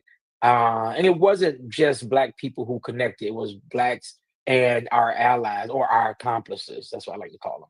Our accomplices, people who understood and understand the fight that we were in then and still understand, and those who understand the fight that we are in now. I think that we have become so enamored with social media, we have become so enamored with the things that we have Mhm. totally walked away from the basics. The That basic part. still works. The basic is still a thing, and the basic still includes individuals who are doing the work on the ground. I'm not talking about politicians. Politicians are not going to save us. Period. Point Mm. blank. In the story. And if anybody think that politicians are going to save us, then you are absolutely wrong. I'm a politician, and I'm telling you, politicians are not going to save what we're seeing right now. People are, right? That part. And with that moment, I knew that there was just entirely too much happening across this country for us not to be in the game here in South Florida and across the state at large. And I'm not talking about just coming to a people's meetup where it's a bunch of talking, because I personally I'm sick of talking. I don't think the people who are coming just for talking. I think people who are coming want to know what they can do actively when they walk outside that door. And that's why this is action centered and action oriented. To where while we do have my good friends, the Congresswoman Jasmin Crockett and Ben Crump coming, they're coming to help us not just set the stage, but to put some fire under our ass to let you know how bad it is that's going on out there. And this is what we should be doing. This is what you should be doing here within the state of Florida. And this moment is coming. And I'll end with this. We have partnered with organizations who are actually doing work. So people are not going to have to figure out what to do when they walk outside the door. Mm. There are going to be organizations there that are going to be prepared to take people in and to bring them on board to help them in the fight in the work that they're doing in their particular community. And the last but not least, we're also going to be sharing with people a toolkit and how they can create their own community meetup. This is just a general body meeting, Love it. but there's still opportunity for people to set up their own people's meetup, and people should know how they can become their own organizers in their community. And we're going to train you in how to do it. Man, this is amazing. And something that I saw right after the November election, sorry. I love him. Roland Martin had a town Yeah. hall, and something that and it was actually one of the OG Congress people came on and was like, hey, to your point, you're like, we can't do all the work. We can't, essentially save you. We need the energy of the people and especially the youth to figure out ways to communicate. You guys know the new things, the apps, the trends. We need your help to help amplify the work that we're doing or go fight or go rally. We're legislators. We pass laws. Our work is here, but we need you all to, be accompany the work that we're doing and complement that work that we're doing. So he was like, it's a collaborative effort. And so just kudos to you for even trying to create that infrastructure. Was there intention around, because when I look at the guests, like, a Jasmin Crockett, who's a superstar right now, and then Ben Crump, we all know him. It seems very intentional in how you wanted to curate this space, and even enlisting me to, co-moderate with, Senator Dwight Bullitt. I love him to pieces. Like, what was your intention and your mindset around like curating this panel and these group of people that will be speaking to the audience? Yeah. So when it came to Jasmin and Ben, Congresswoman Crockett and Attorney Crump coming, the one thing that I zoned in on was who is speaking to the Black plight right now. Who's on the ground? And I'm not saying that there's not others, right? But who has their finger on the pulse of what's happening nationally, who we can bring in to, I don't want to say light fire under Black folk ass, right? Because that's not fair. But at least help give marching orders on what we should be doing in this moment, right? Because it's not the fact that we as a community, we're not engaged. I think we as a community, we're trying to figure out from a loss that we just had in November, where do we plug in at? And people want to know where we plug in. So that's where we get Jasmin and Ben. As far as you all moderating, I had to think about it, right? Because the first thing I said to myself was, we could do one or two things. I could bring in a national person to moderate the conversation. I said, or I can keep this home team. And when I say home team, we can keep this where people who know the moderators who have their finger on the pulse of what's happening in South Florida, moderators who are true to what comes out of their mouth. Because in order for people to believe what they came to and they respect and they have the opportunity to respect it, they have to respect the people who are delivering the message. And so that's what I had to be careful of. I had to make sure the people was coming with somebody who can deliver the message. And I believe that you and Dwight, people trust what comes out of your mouth. Dwight has been on the fight, on the battle line for years. When he's in the state senate, state house, state senate, now working with Florida Rising, which is probably one of the largest organizations in this state. And then you yourself, who have built this media hub of not just amplifying Black voices, but also raising the issues of raising the Black issues that's happening not just within the state of Florida, but also across this country. So why not have local voices be the ones to lead the conversation of what we should be doing in where they were born across this state? And so people can understand that this is just not another meetup. This is not just us coming to talk. This is us coming together to strategize and make sense of what does a strategic movement look like and us going forward.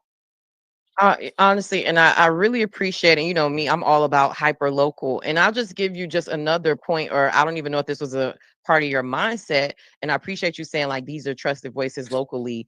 But for something like this, for me as an independent journalist, the platform, the elevation, the things that it does for my business. This is a business, guys. Like I do this to make money and get grants and to be able to power this.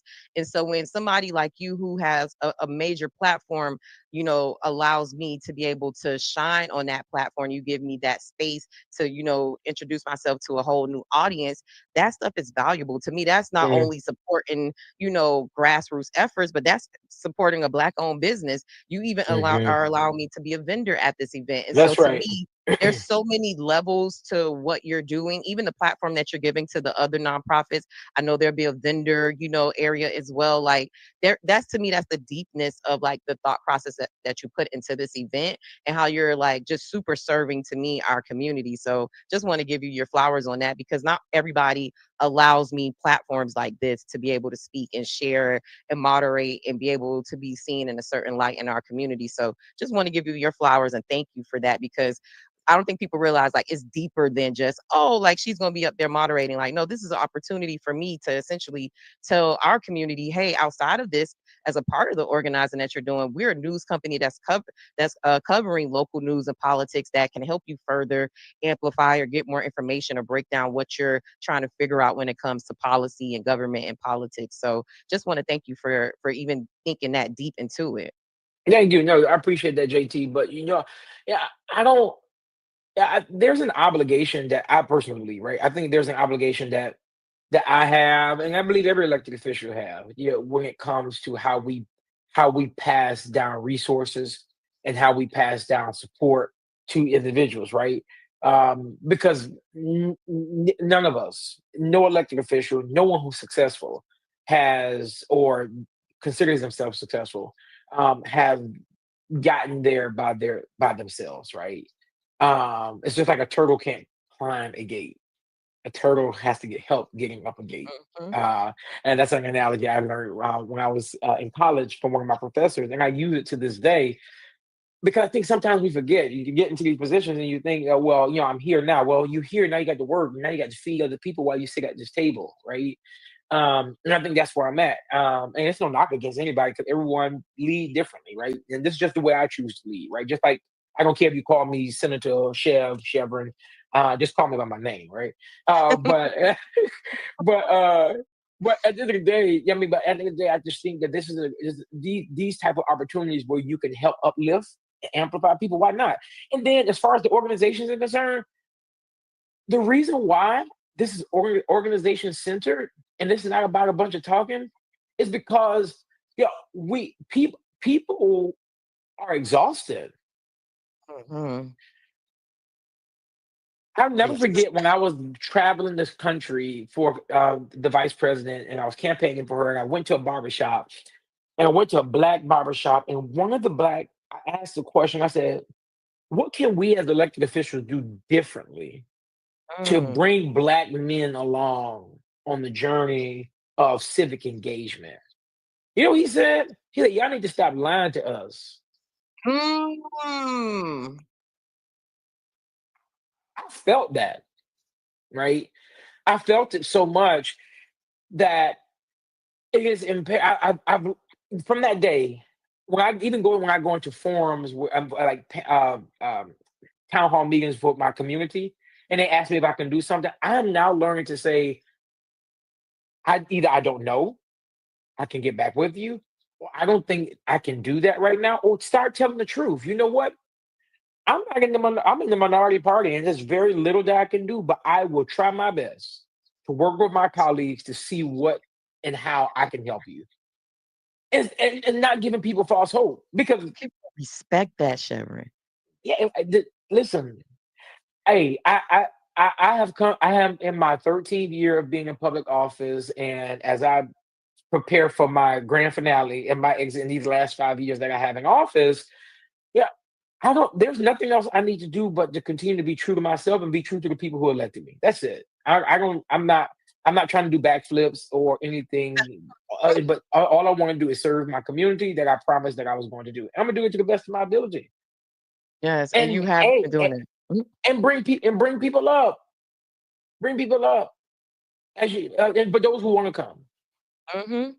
Man, that's a word because I think too you got the cynicism and the critics and people who just aren't trusting elected officials. And like you said, is because they'll see one thing and you do another and not Right. particular, but like just that's been the culture of politicians from every That's right. level.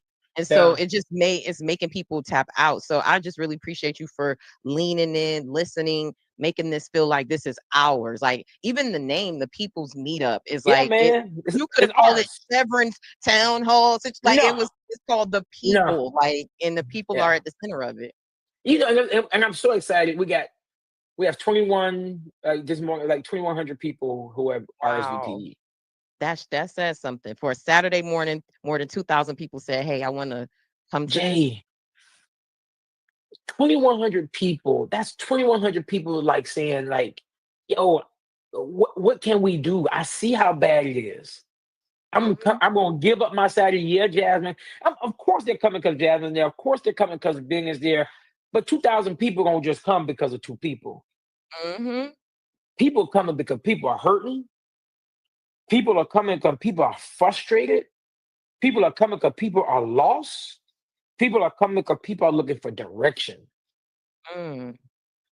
And so I can't, and we can't, we shouldn't toy or play with that. At all.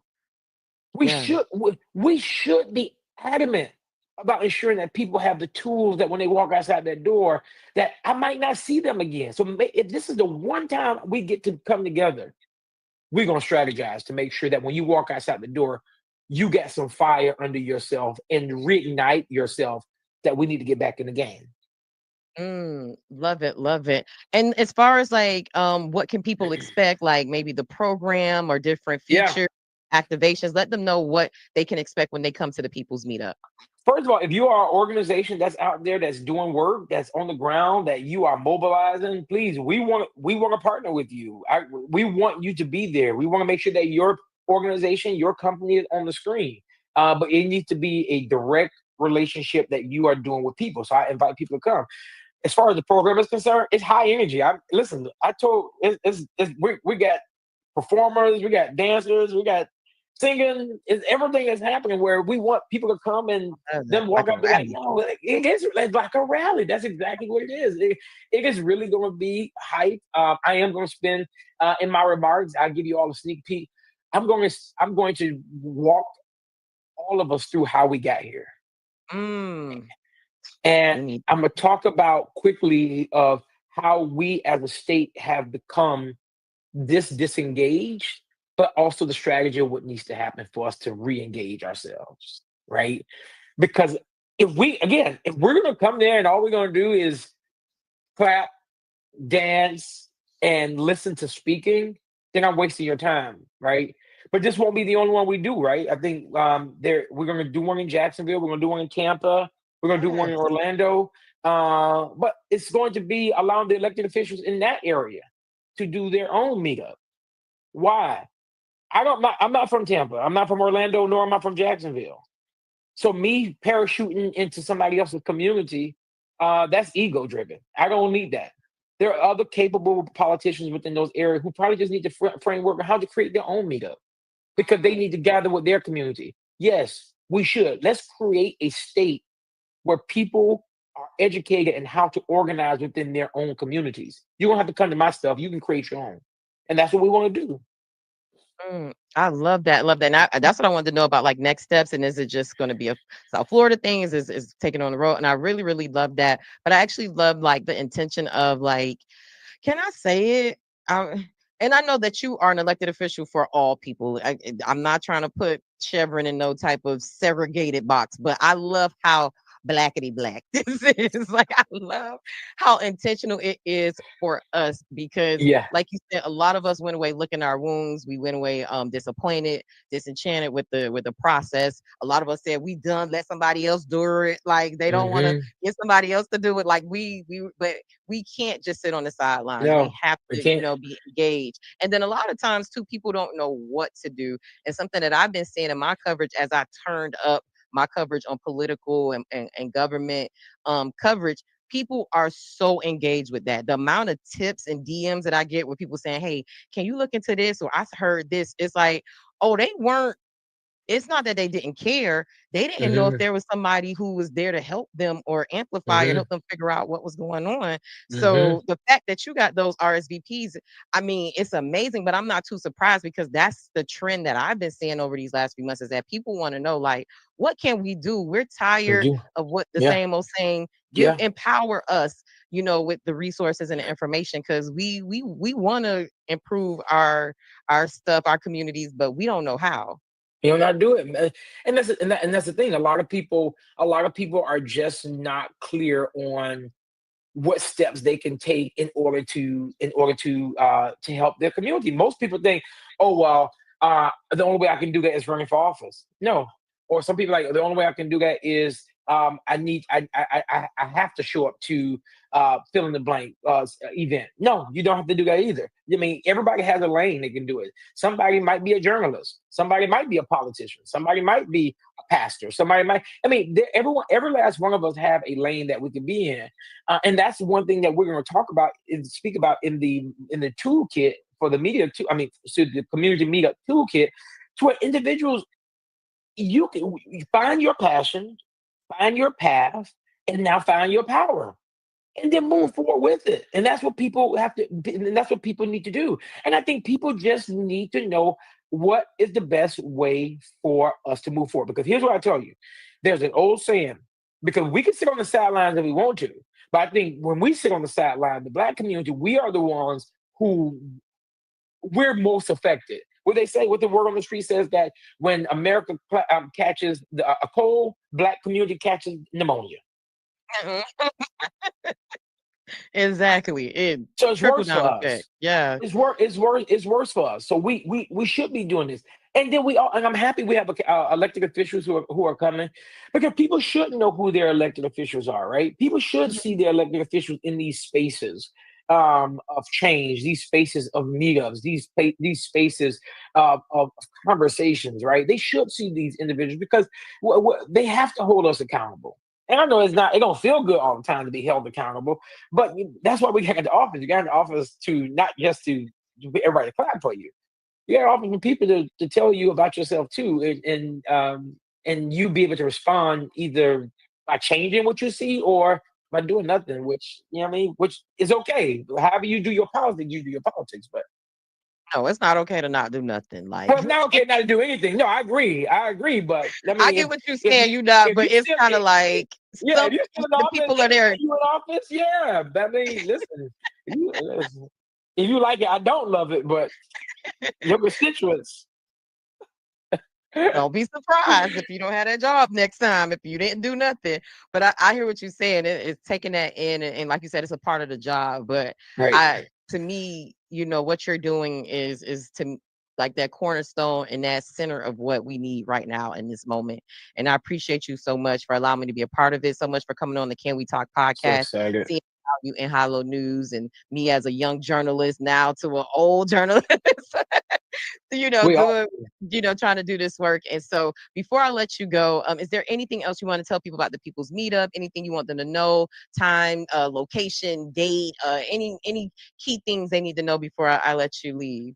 Yeah, so listen, the People's Meetup is this Saturday at Antioch Missionary Baptist Church. I am looking forward to seeing you all there. For those of you who have been turned off from politics, for those of you who have been turned away from politics, this is my invitation to you to call you back in, because we need you in this moment. I get it. Politics can be messy. Politics can be murky, but politics cannot happen without you. Period. In the story. And I hope that you would join us on the field, because we need you. Definitely. And guys, if you're looking at the screen, Hollow News, of course, we're being a media partner, been pumping this out to our audience. If you go to hollownewsmiami.com, we have an article up explaining, this information. We'll be adding this interview with Shevrin to that article. And there's also a link there to RSVP. But also, too, you could go to Shevrin's social media pages. He's have has it there where you could get information about the event as well. And I hope to see you all there. Hope to shake some hands and meet people in the community. And of course, Shevrin, just want to love on you again for this opportunity and working with me. And I hope this isn't the last time. And I hope this is the start of more engagement and change in our community. We got to start somewhere. And I think this is an excellent step. I appreciate you, sis, and we will, promise. Thank you. Okay, until next time, Shevrin, thank you for coming on. Bye. Bye. And we're back. Hey, y'all. That was an amazing interview. Thank you again, Senator Shevrin Jones, for coming on. Thank y'all for rocking with me at this prime time, as always. Want to thank y'all for supporting us. Thank y'all for seeing us through and helping us grow. As I'm drawing a brain fart, but I wanted to say follow us on all social media platforms. We're on all the things. Sign up for our email newsletter. We have exclusive content, investigative journalism, pieces, and all the things there for you. So you want to go there, you can sign up at highlowNewsMiami.com. Follow us on all social media platforms. Go to the website, subscribe. Also, to help us reach our goal of 300 subscribers on YouTube, that will allow us to do our super chats so that you guys can start supporting us and helping us do the work that we do. Every little bit counts. Everything helps us as we're growing the platform. So I can keep my contractors employed and keep them on the payroll and keep my lights on.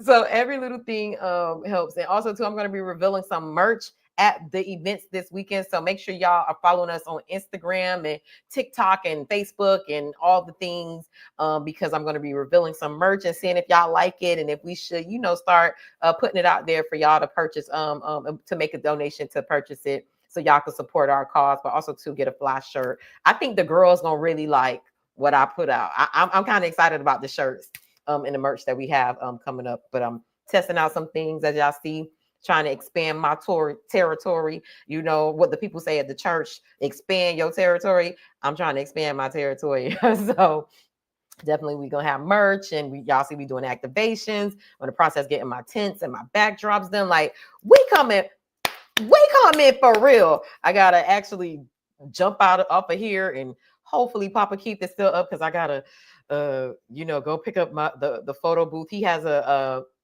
company that he does event activations. It's called Whoa Enterprises. Don't kill me, Papa Keith.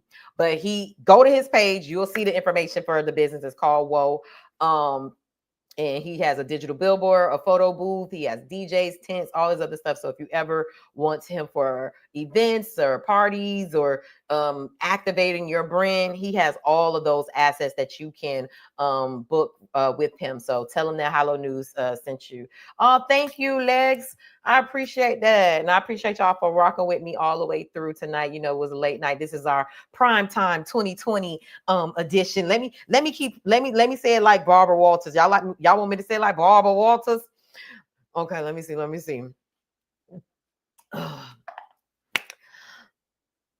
Thank you all for watching a special edition episode of the Can We Talk podcast, Primetime. Tonight, we talked about hot topics in Miami Gardens and West Park, and also, too, we highlighted the Tatiana Davis, Miss Black Miami Gardens USA teen. She's doing amazing things, and we thank you guys for tuning in.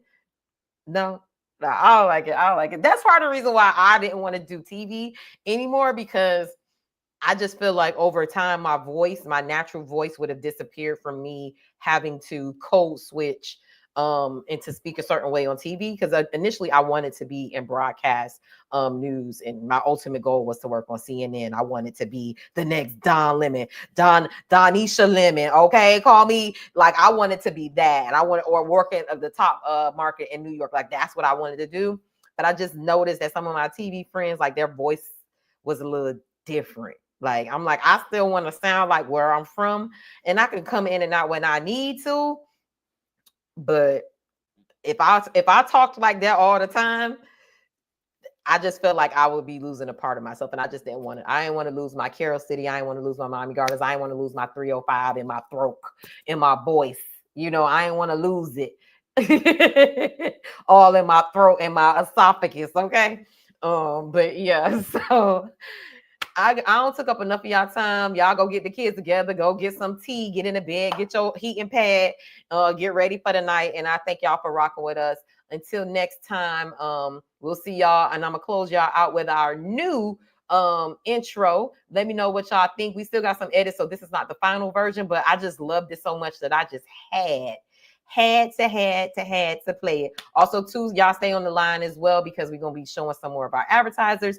Y'all make sure y'all support them because they support us to do what we do. So until next time, I'll see y'all next week at 5:30 at the Can We Talk Podcast Weekly News Show. I love y'all for real. Good night. This was awesome.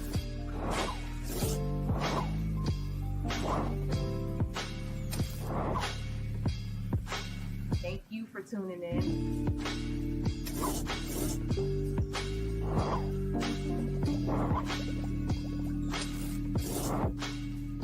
There's a 1 in 8 chance that a woman will develop breast cancer in her lifetime. And for Black women, we're more than likely to be diagnosed before the age of 50. Head to BaptistHealth.net right now to schedule your mammogram and be on the proactive side of care. Mammograms save lives.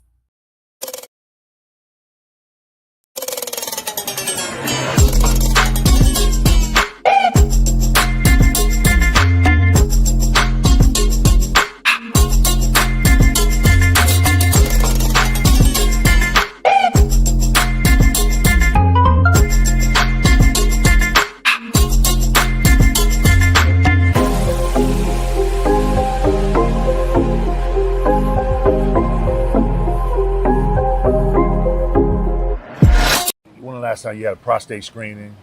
I haven't done. What about colonoscopy? I've been thinking about it. I know I have to do it. Come on, man. You know, we can't wait till something happens. We can't wait for nobody to do it for us. We got to do it ourselves. Yeah, you're right. You know, so we got to make it a priority, man. Yeah, I'll do it. I'll do Okay. it. Full checkup once a year, and make sure you ask the doctors to get a PSA. And important, make sure you get that colonoscopy. You're 50 now, man. You got to get that done. Okay.